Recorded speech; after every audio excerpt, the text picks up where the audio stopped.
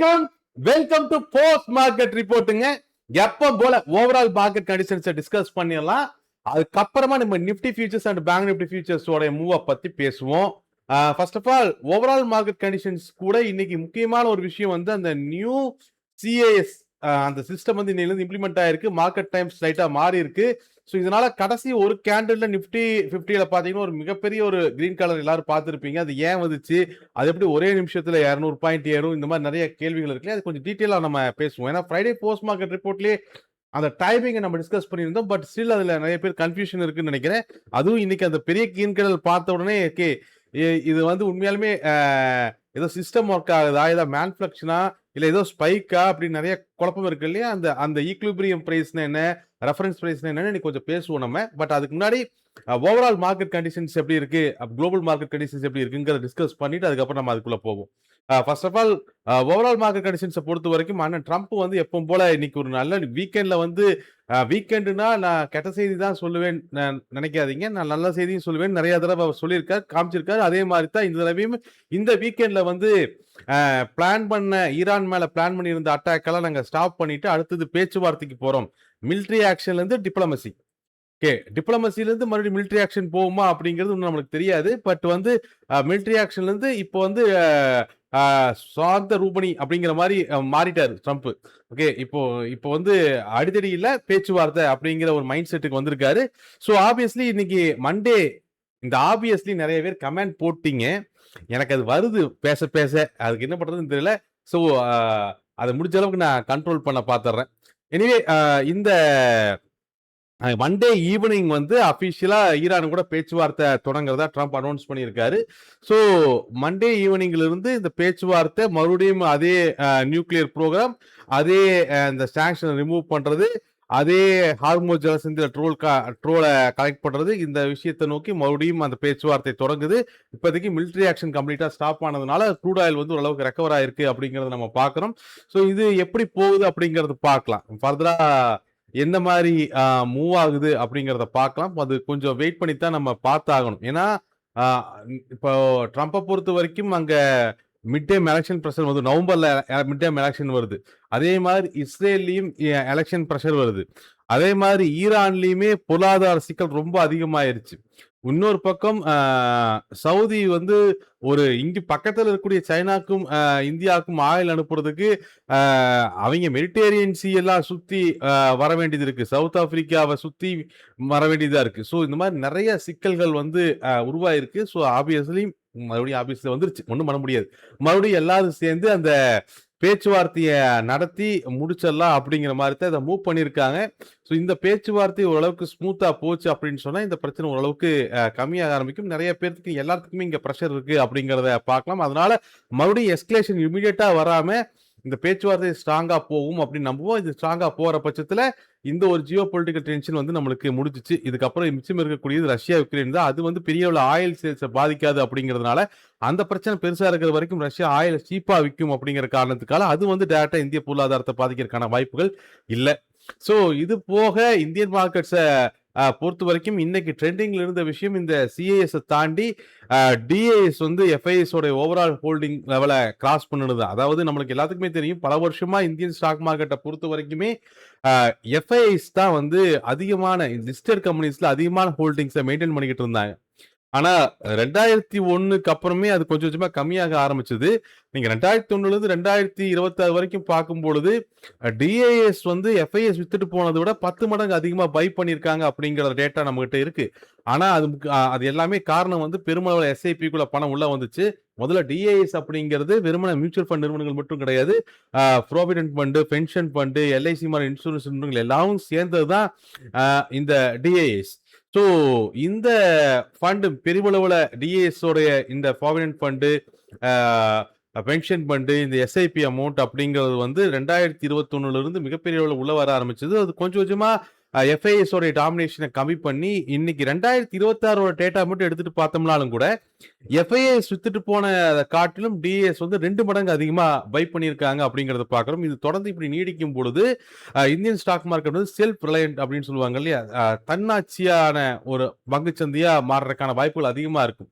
ஏன்னா இத்தனை வருஷம் வந்து பெரிய அளவுல எஃப்ஐஎஸ் டாமினேஷன் எடுத்துட்டு இருந்துச்சு. அவங்க நினைச்சா மார்க்கெட் நகர்த்த முடியும். இன்னைக்கு நாங்களும் சரிசமமா இருக்கும் அப்படிங்கிறத டிஎஸ் காமிச்சிருக்காங்க. அதுவும் சரிசமத்தை தாண்டி ஓவரால் லிஸ்டட் கம்பெனிஸோட எஃப்ஐஎஸ் ஹோல்டிங் காட்டிலும் 2026 டிஎஸோட ஹோல்டிங் அதிகமாயிருக்கு அப்படிங்கிறத பார்க்க முடியுது. பட் இது ஹெல்த்தியான மார்க்கெட்டை பொறுத்த வரைக்கும் இது ஹெல்த்தியான விஷயம் தான்.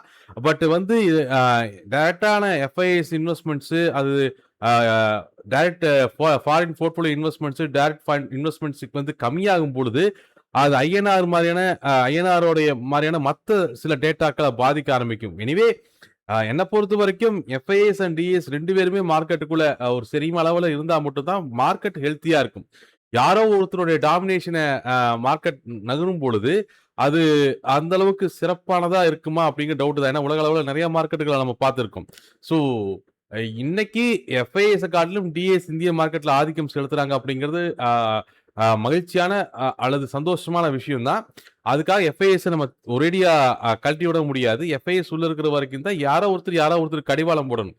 எதிர்கட்சியே இல்லாம வெறும் ஆள்கட்சி மட்டுமே இருந்துச்சு அப்படின்னு சொன்னா அந்த நாடு எப்படி வளருமா? கேள்வி கேட்கறதுக்கு யாரோ ஒருத்தர் இருந்துகிட்டே இருக்கணும். அப்போ இங்க வித்தா வாங்கறதுக்கும் அங்க வாங்கலாம் விற்கிறதுக்கும் ஆள் கரெக்டா இருந்தா மட்டும்தான் ஒரு ஹெல்த்தியான பங்குச்சந்தை இருக்கும். ஸோ எஃப்ஐஎஸ் மறுபடியும் உள்ள வருவாங்களா அப்படின்னா ஜூலை மாசத்துல அவங்க வந்திருக்காங்க அப்படிங்கிற டேட்டாவை நம்ம பார்க்கிறோம். ஜூலை மாசத்துல கொஞ்சம் ஏஐ மோகமெல்லாம் யூஎஸ் சைடு கம்மியாக ஆரம்பிச்சிருக்கு. மறுபடியும் ட்ரெடிஷனல் ஐடி இண்டஸ்ட்ரீஸ்க்குள்ள எஃப்ஐஎஸ் உடைய பெருமளவு ஃபண்ட்ஸ் எல்லாம் வருது அப்படிங்கிறத பார்க்கிறோம். ஜூலைல வந்து எஃப்ஐஎஸ் உள்ள வர்றாங்க அப்படிங்கிறத பார்க்கிறோம். அது ஹெல்த்தியான ஒரு விஷயமா நம்ம பார்க்கக்கூடியது விஷயம் தான்.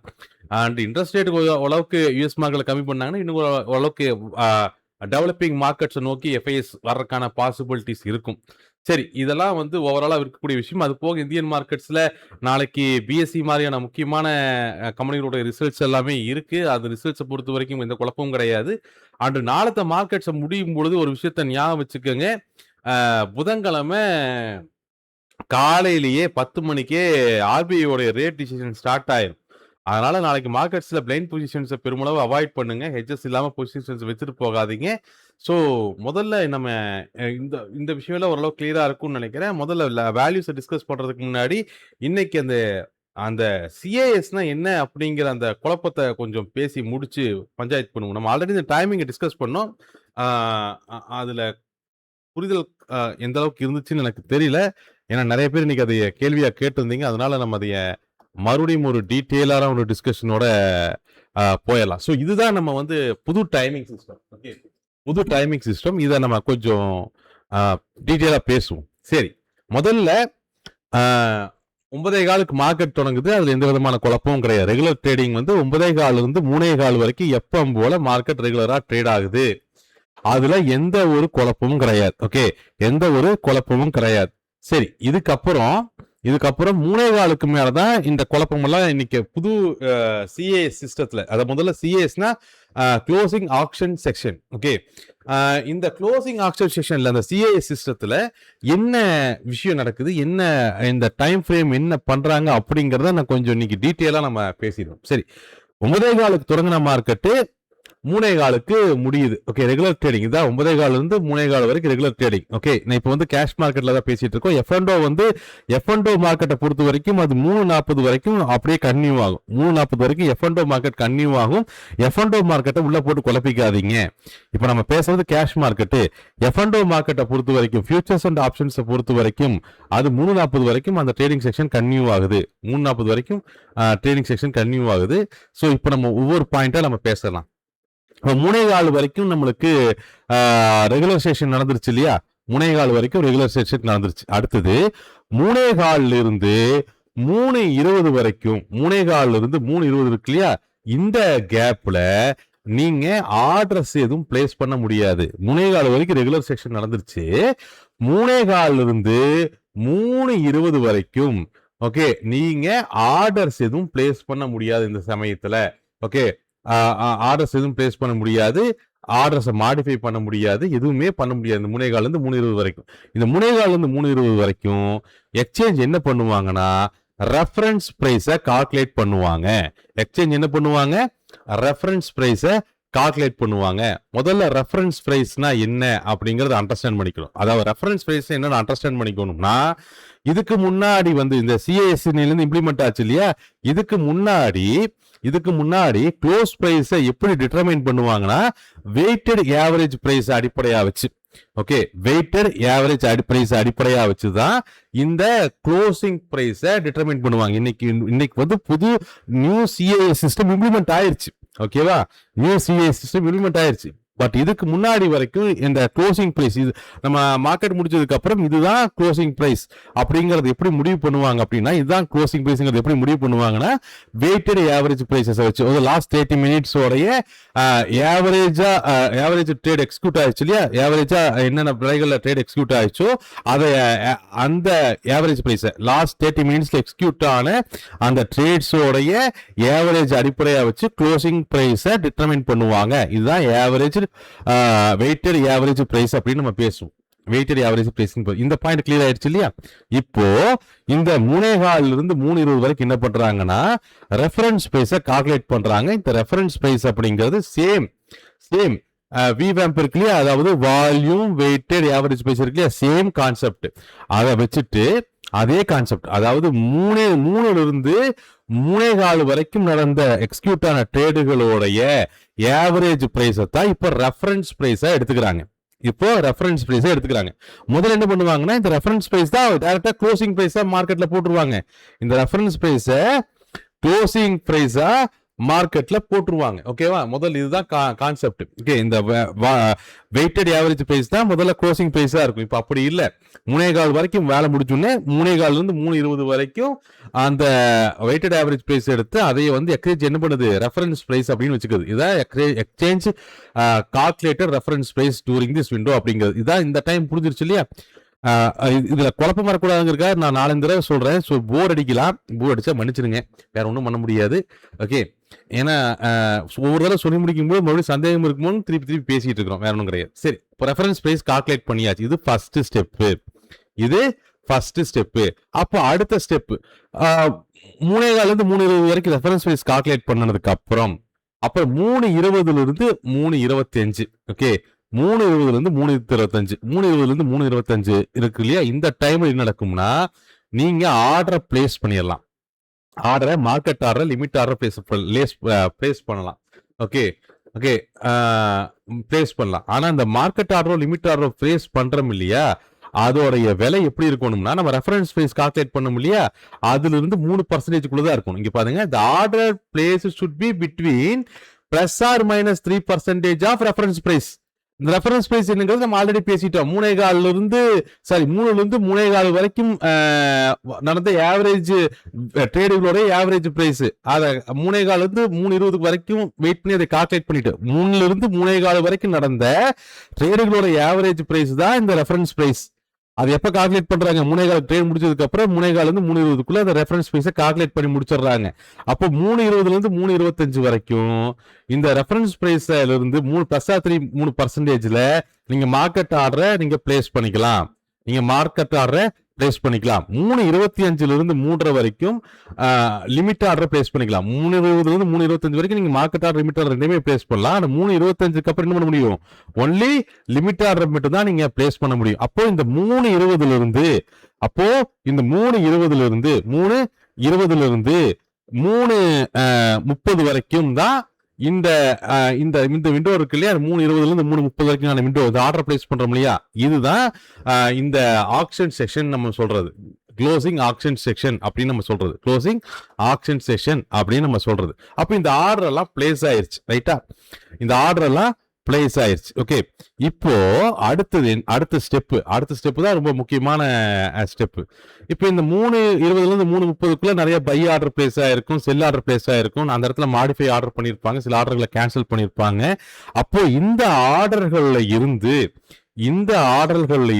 ஓகே, இந்த ஆர்டர்கள் இருந்து எக்ஸ்சேஞ்ச் என்ன பண்ணும்னா ஒரு ஈக்குலிபிரியம் பிரைஸை தேர்ந்தெடுக்கும். ஒரு ஈக்குலிபிரியம் பிரைஸை தேர்ந்தெடுக்கும். அதுதான் ஆக்சுவல் க்ளோசிங் பிரைஸ். முதல்ல ஈக்குலிபிரியம் பிரைஸ்னா என்னன்னா, ஈக்குலிபிரியம் பிரைஸ்னா என்னன்னா, எந்த விலையில அதிகமான ஆர்டர் பிளேஸ் ஆகுதோ, ஓகே, எந்த விலையில அதிகமான ஆர்டர்கள், அதாவது அது எப்படி டெஃபினேஷன் சொல்றாங்கன்னா, at what single price can the maximum quantity of shares be matched அப்படிங்கிறான். Okay, the maximum quantity of shares be matched. Okay, இதுல at what single priceல, அதுதான் ஈக்லிபிரியம். ஒரு ரெஃபரன்ஸ் வேல்யூ கால்குலேட் பண்றாங்க. அதுல இருந்து 3% பிளஸ் ஆர் மைனஸ்ல நம்ம action செக்ஷன்ல ஆர்டர்ஸை place பண்றோம். 3.20 இருந்து 3.30 வரைக்கும் ஆக்ஷன் செக்ஷன்ல ஆர்டர் பிளேஸ் பண்றோம். அதுல எந்த விலையில அதிகமான குவான்டிட்டி ட்ரேட் வர்த்தகம் பிளேஸ் ஆயிருக்கோ, எந்த பிளேஸ் ஆயிருக்கோ, எது நடந்திருக்கோ, அதுதான் ஈக்லிபிரியம் பிரைஸ்ன்றான். ஓகே, ஈக்லிபிரியம் பிரைஸ்ன்றா. இந்த ஈக்லிபிரியம் பிரைஸ் தான் உங்களுடைய க்ளோசிங் பிரைஸ். ஓகே, இந்த ஈக்லிபிரியம் பிரைஸ் தான் உங்களுடைய க்ளோசிங் பிரைஸ். ஓகேவா? அப்போ 3.25 ஒரு ட்ரேட் நடந்திருக்கும். ஓகே, 3.25 ட்ரேட் நடந்திருக்கும். அப்ப இந்த ப்ராசஸ் எல்லாம் முடிஞ்சு ஒரு ஈக்லிபிரியம் பிரைஸ் வருது இல்லையா, ஒரு ஈக்லிபிரியம் பிரைஸ் கால்குலேட் பண்றோம் இல்லையா, இது வந்து நார்மல் ட்ரேடிங் கிடையாது, ரெகுலர் ட்ரேடிங்ல வந்து பிரைஸ் கிடையாது. இப்ப 3.25 முடிச்ச விலை வந்து ஒரு 100 ரூபாயில முடிஞ்சிருக்கும். 3.25 விலை முடிச்ச விலை வந்து 100 ரூபாயில முடிச்சிருக்கும். அப்ப இந்த 3ல இருந்து 3.25 வரைக்கும் நடந்த ட்ரேட் அடிப்படையா வச்சு ஒரு ரெஃபரன்ஸ் பிரைஸ் கால்குலேட் பண்றோம். அதுல இருந்து பிளஸ் ஆர் 3% அடிப்படையா வச்சு மார்க்கெட் ஆர்டர், லிமிட் ஆர்டர் எல்லாம் பிளேஸ் பண்றோம் 3.5 வரைக்கும். அப்போ இந்த market order, limit order place பண்ணது இந்த 3ல இருந்து 3.20 இருந்து 3.5 வரைக்கும் இருக்கு இல்லையா, இதுதான் அந்த நியூ சிஎஸ், அதாவது க்ளோசிங் ஆக்ஷன் செக்ஷன். இதுல எந்த விலையில அதிகமான ஆர்டர்கள் பிளேஸ் ஆயிருக்கும், எந்த விலையில அதிகமான ஆர்டர் மேட்ச் ஆகுதோ, அதுதான் ஈக்லிபிரியம் பிரைஸ், அதுதான் உங்களுடைய க்ளோசிங் பிரைஸ். அப்போ 3.30 இருந்து 3.35 இந்த ஆர்டர்ஸ் எங்க மேட்ச் ஆகுதுன்னு பார்த்து க்ளோசிங் பிரைஸை டிட்டர்மைன் பண்ணி உங்களுக்கு நம்ம கொடுத்துட்றாங்க. க்ளோசிங் பிரைஸ் டிட்டர்மைன் கொடுத்துட்றாங்க. அதுக்கப்புறம் நீங்க நியூ ஆர்டர் வந்து போட முடியாது. ஆனா 3.40 வரைக்கும் உங்களுக்கு F&O செக்ஷன்ஸ்ல இருக்கும். நீங்க ஹெட்ஜஸ் எடுத்துக்கிறதுக்கு அதை யூஸ் பண்ணிக்கலாம். இது புரிஞ்சுதா புரியான்னு எனக்கு தெரியல.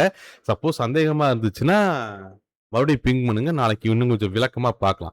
அப்போ அந்த லார்ஜ் பெரிய கேன்ல எங்க நடந்துச்சுன்னா, இந்த க்ளோசிங் பிரைஸ் 3.25 இருந்த க்ளோசிங் பிரைஸுக்கும் அதுக்கப்புறம் அபிஷியலா அனௌன்ஸ் பண்ண அந்த ஈக்லிபிரியம் பிரைஸ், அந்த க்ளோசிங் பிரைஸ்க்கும் நடுவில் ட்ரேட் எதுவும் நடக்கல.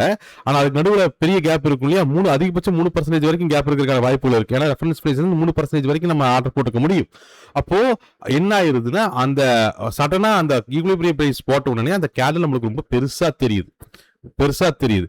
ஓகே, பெரிய கேன்லா தெரியுது. பட் ஒவ்வொரு நாளும் இதே அளவுக்கு பெரிய கேன்ல வருமா அப்படிங்கிற சந்தேகம் தான். இன்னைக்கு ஃபர்ஸ்ட் நாள் நிறைய பேருக்கு நிறைய கன்ஃபியூஷன்ஸ் இருந்துச்சு. அண்டு இன்னைக்கு சாயங்கால பேச்சுவார்த்தை தொடங்குறது இருந்துச்சு. ஸோ இதெல்லாம் தான் அந்த 3.25 முடிச்ச ஆவரேஜ் ரெஃபரன்ஸ் பிரைஸுக்கும் அந்த க்ளோஸ் பிரைஸுக்கும் 3.25 க்ளோஸ் பிரைஸுக்கும் அந்த 3.5 க்ளோஸ் பண்ண அந்த ஈக்லிபிரியம் அந்த ஆக்சுவல் க்ளோசிங் பிரைஸுக்கும் பெரிய கேப் இருந்ததுனால அது பெரிய கிரீன் கலர் வந்து நம்மளுக்கு தெரிஞ்சிச்சு இன்னைக்கு நிஃப்டி ஃபியூச்சர்ஸ்ல. ஓகே, நான் இதுக்கும் மறுபடியும் உங்களுக்கு புரிஞ்சிருக்கும். இருந்தாலும் என்னோட திருப்திக்கு நான் இன்னொரு தடவை சொல்லிடுறேன். 9.25 மார்க்கெட் தொடங்குது, 9 வரைக்கும் 9.25 மார்க்கெட் தொடங்குது, 3.25 வரைக்கும் மார்க்கெட் நடக்குது. ஓகே, 9.25 மார்க்கெட் தொடங்கி 3.25 வரைக்கும் மார்க்கெட் நடக்குது. அப்புறம் 3.25 என்ன பண்றாங்கன்னா, 3ல இருந்து 3.25 வரைக்கும் நடந்த அந்த ட்ரேடிங்கோட ஆவரேஜ் பிரைஸை எடுத்து ஒரு ரெஃபரன்ஸ் பிரைஸை கால்குலேட் பண்றாங்க. 3.25 இருந்து 3.20 இந்த கால்குலேஷன் முடிச்சு இதுதான் ரெஃபரன்ஸ் பிரைஸ் அப்படின்னு வந்துடும். அப்புறம் 3.20 இருந்து 3.30 வரைக்கும் அந்த க்ளோசிங் ஆக்ஷன் செக்ஷன் நடக்குது. இதுல நீங்க ஃபர்ஸ்ட் 5 நிமிஷத்துல லிமிட் ஆர்டர் மார்க்கெட் ஆர்டர் போடலாம், செகண்ட் 5 நிமிஷத்துல லிமிட் ஆர்டர் மட்டும் தான் போட முடியும். ஸோ ஆர்டர் எல்லாம் நம்ம போடுறோம்.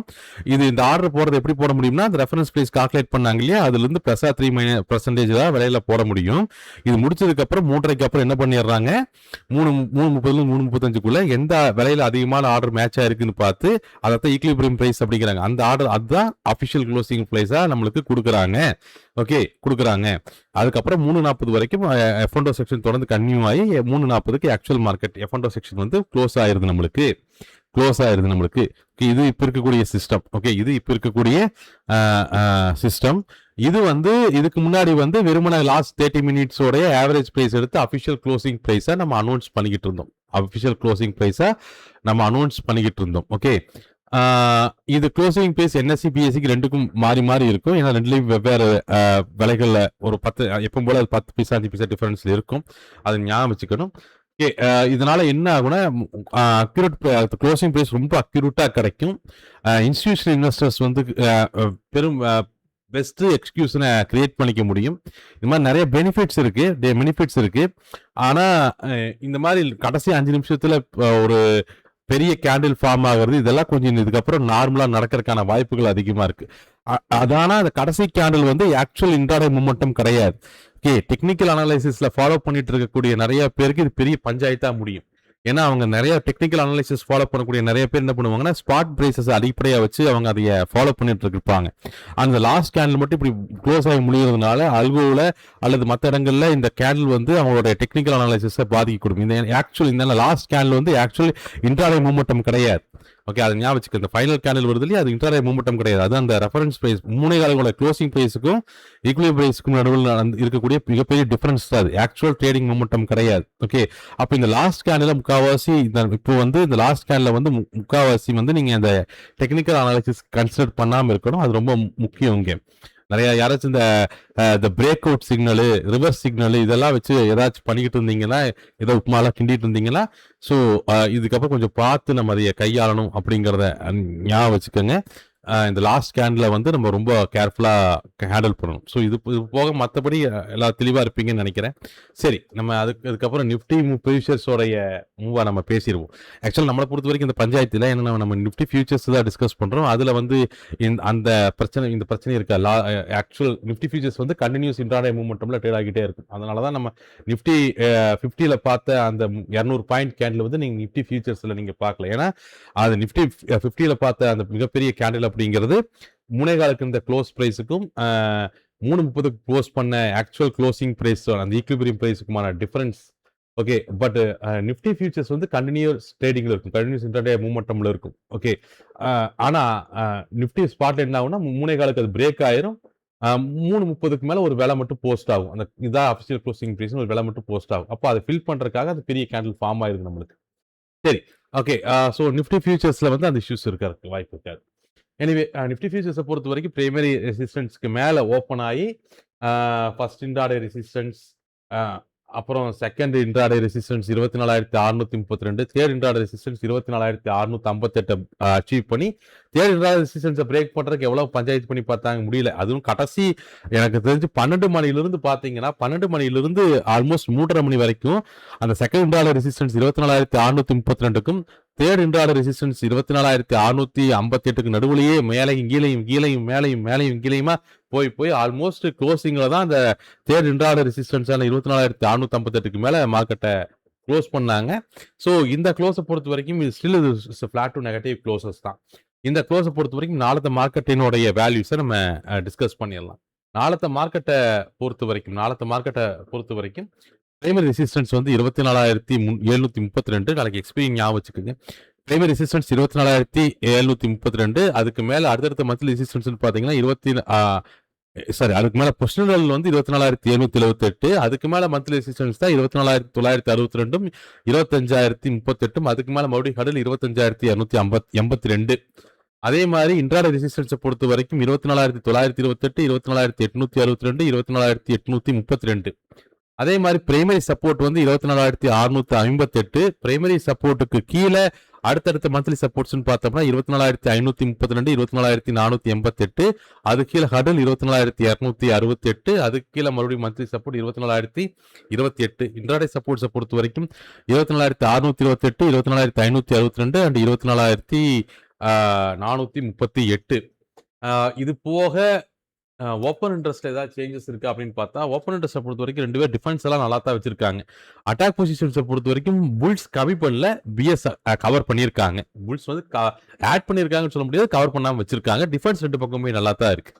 அண்ட் பேங்க் நிஃப்டியை பொறுத்த வரைக்குமே சிங்கோட எண்ட் பாயிண்ட் 57,888 கிராஸ் பண்ணி அதுக்கு மேலே இருக்கிற ட்ரை பண்ணி எல்லாம் பஞ்சாயத்து பண்ணி கடைசியில் அதே 57,882 கொண்டு வந்து மார்க்கெட்டை க்ளோஸ் பண்ணியிருக்காங்க. சிங்கோ எண்ட் பாயிண்ட்லயே பேங்க் நிஃப்டியை கொண்டு வந்து க்ளோஸ் பண்ணியிருக்காங்க. ஸோ அந்த பார்டர்ல க்ளோஸ் ஆயிருக்கு. பார்டரும் கூட இல்லை, எக்ஸாக்டா 57,852 க்ளோஸ் ஆயிருக்கும் நம்ம சிங்கிள் எண்ட் பாயிண்ட்ல. இந்த க்ளோஸ் அப்படிங்கிறது ஃபிளாட் டு நெகட்டிவ் க்ளோஸ் தான். இதை பொறுத்த வரைக்கும் நாளைக்கு பிரைமரி சப்போர்ட் அதே ஸ்விங் பாயிண்ட் எண்ட் பாயிண்ட் தான். 57,882 தான் நாளைக்கு பிரைமரி சப்போர்ட், மந்த்லி சப்போர்ட் எல்லாமே. அது கீழே அடுத்தடுத்த மந்த்லி சப்போர்ட்ஸ் பார்த்தோம்னா 57,332, அது கீழே அடுத்த மந்த்லி சப்போர்ட் 56,772, 56,212. இதுக்கு மேல பிரைமரி ரெசிஸ்டன்ஸ் 57,932, அதுக்கு மேல மந்த்லி ரெசிஸ்டன்ஸ் பார்த்தோம்னா 58,222, 58,788ங்க. பேங்க் நிஃப்டியோட ஓப்பன் இன்ட்ரெஸ்ட்லயும் பெரிய சேஞ்சஸ் எல்லாம் எதுவும் இல்லை. ஓகே, அங்கேயுமே சும்மா சொற்பமாக தான் இருந்துச்சு. பட் புல்ஸை பொறுத்த வரைக்கும் எல்லா பக்கமும் பெரிய அளவில் கவர் பண்ணல. அவங்க மெயின்டைன் பண்றாங்க. வெள்ளிக்கிழமை சாயங்காலம் அந்த பொசிஷன்ஸை மெயின்டைன் பண்றாங்க. பட் பிஎஸ்ஐ பொறுத்த வரைக்கும் அட்டாக் பொசிஷன்ஸை கொஞ்சம் கவர் பண்ணியிருக்காங்க. ஓகே, வேல்யூஸ் ஓரளவுக்கு தரவா இருப்பீங்கன்னு அண்டர்ஸ்டாண்ட் பண்ணியிருப்பீங்கன்னு நினைக்கிறேன். இந்த நியூ சிஏஎஸ் சிஸ்டம் வந்து அண்டர்ஸ்டாண்ட் ஆச்சான்னு எனக்கு தெரியல. சப்போஸ் டவுட்ஸ் இருந்தால் அது கமெண்ட்ல போடுங்க. அதே மாதிரி நாளான்னைக்கு வந்து ஆர்பிஐ மீட் இருக்கு அப்படிங்கிறதையும் ஞாபகம் வச்சுக்கோங்க. நாளைக்கு ரிசல்ட்ஸ் எல்லாம் இருக்கு அப்படிங்கிறதையும் ஞாபகம் வச்சுக்கோங்க. அண்டு மோரோவர் எப்படி இந்த மாதிரி என்ன நடந்தாலும் ஹெட்ஜஸ் எடுத்து டிசிப்ளினா மூவ் பண்ணுங்க. அது ரொம்ப முக்கியம் இங்கே. ஓகே, அதே மாதிரி டெக்னிக்கல் அனலைசிஸை பொறுத்த வரைக்கும் நீங்கள் இந்த க்ளோசிங் கேண்டலாக வச்சு ஏதாவது technical analysis break outs methods இந்த மாதிரி ஏதாவது ஃபாலோ பண்ணீங்க அப்படின்னு சொன்னால் இன்னிலிருந்து அது கொஞ்சம் மாறுபடும். அதையும் அண்டர்ஸ்டாண்ட் பண்ணிக்கோங்க. இந்த க்ளோசிங் கேண்டில் பொறுத்த வரைக்கும் மேக்ஸிமம் அதை கன்சிடர் பண்ணாமல் மூவ் பண்ணுங்க. இன்னைக்கு வந்து ஃபர்ஸ்ட் டே அப்படிங்கிறதுனால இந்த இவ்வளோ பெரிய கிரீன் கலர் கேண்டில் பார்த்தோம். ஏன்னா முனைகளோட க்ளோஸுக்கும் இவங்க போட்ட ஈக்விலிபிரியம் பிரைஸுக்கு நடுவில் பெரிய கேப் இருந்ததுனால அந்த பெரிய அந்த கிரீன் கலர் கேண்டில் பார்த்தோம். ஒவ்வொரு நாளும் இந்த கிரீன் கலர் கேண்டில் இருக்குமா, இவ்வளோ பெரிய கிரீன் கலர் கேண்டிலோ ரெட் கலர் கேண்டிலோ இருக்குமா அப்படிங்கிற சந்தேகம் தான். பட் இது வந்து இதுக்கப்புறம் காமனாக நடக்கும்.